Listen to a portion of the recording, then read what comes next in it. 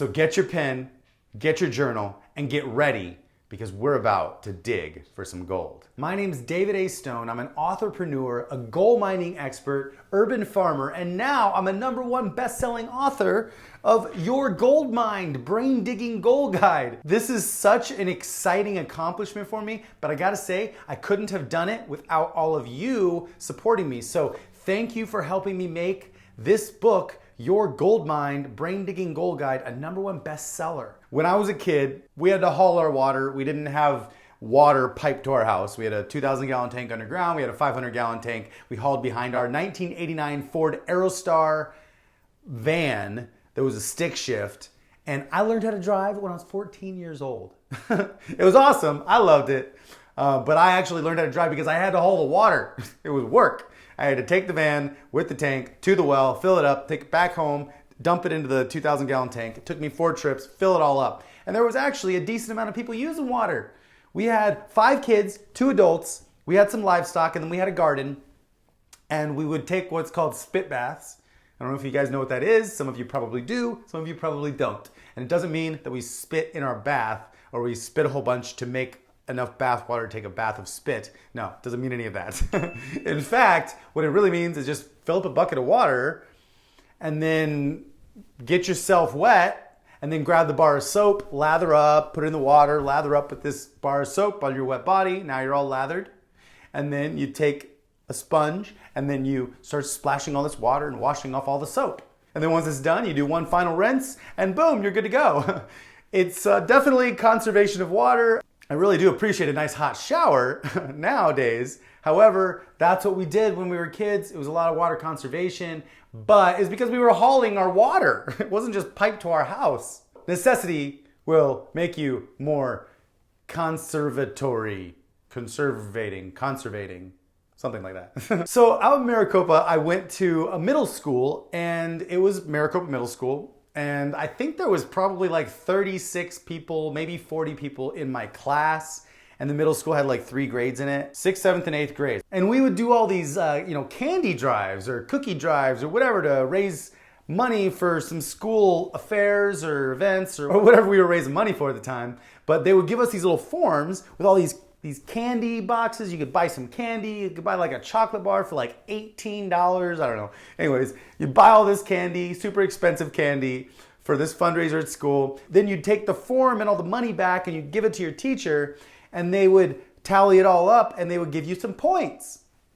And then they would give you a little brochure, say, here's how many points you have. Here's what you can redeem your points for. And they're like bouncy balls and yo-yos and like ridiculous things that kids are like, I don't want any of this stuff. I mean, you need like 1,000,000 points to get a bike. And I mean, I didn't make 1,000,000 points, but no, you don't need 1,000,000 points. But anyways, I needed way more points than I had to get a bike. And all the points that I had, I could only get this little thing because I had such a small number of people to sell to. But I was outselling every other kid in school.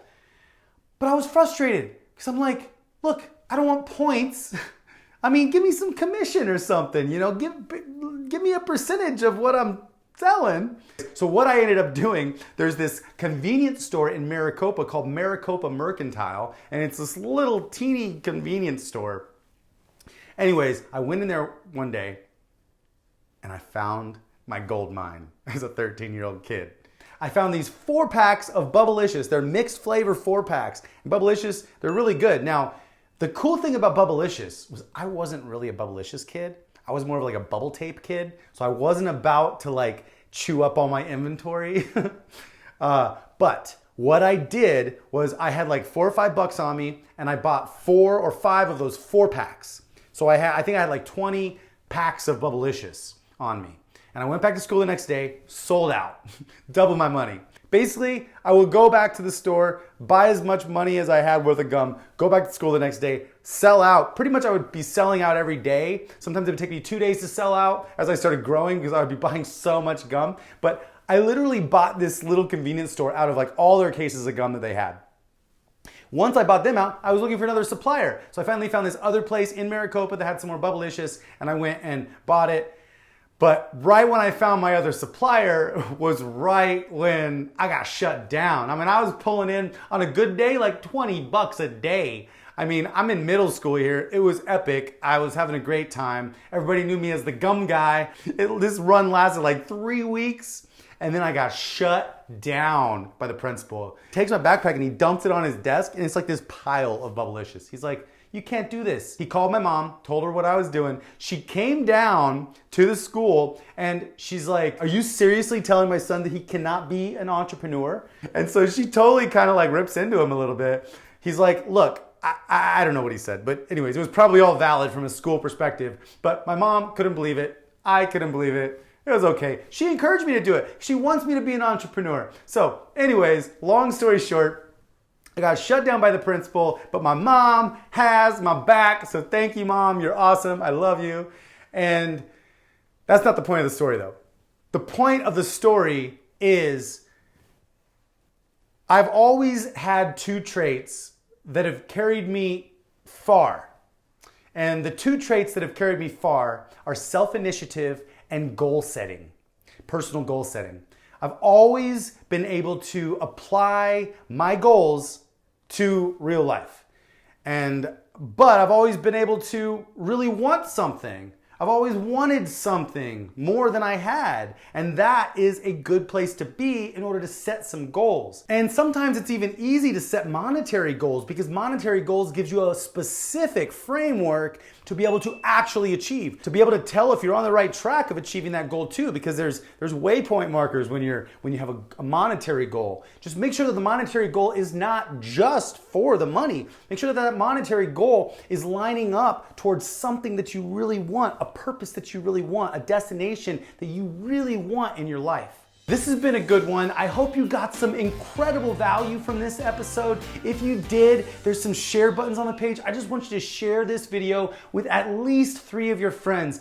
3 of your friends who could find some value from this whole process, from finding their gold. Some friends that you know need to find their gold. Some friends that you know have a lot of gold. They just gotta start digging, but they gotta learn how to start digging. So I just wanna say thank you so much for being here.